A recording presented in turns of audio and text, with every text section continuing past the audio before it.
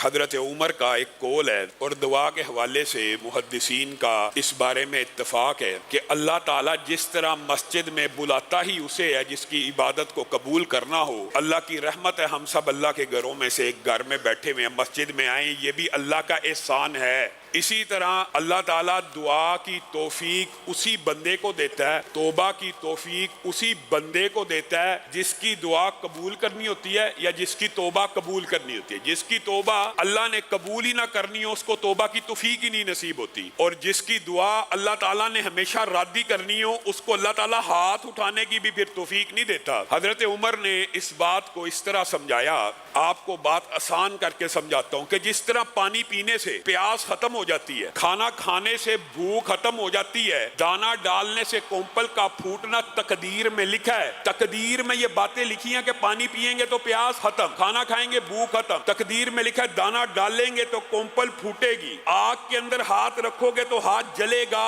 یہ تقدیر میں لکھا ہے۔ اسی طرح حضرت عمر نے کہا یہ بھی تقدیر میں لکھا ہے کہ جو بندہ ہاتھ اٹھائے گا اللہ تعالیٰ اس کی دعا کو ضرور سن لے گا، یہ تقدیر میں لکھا ہے۔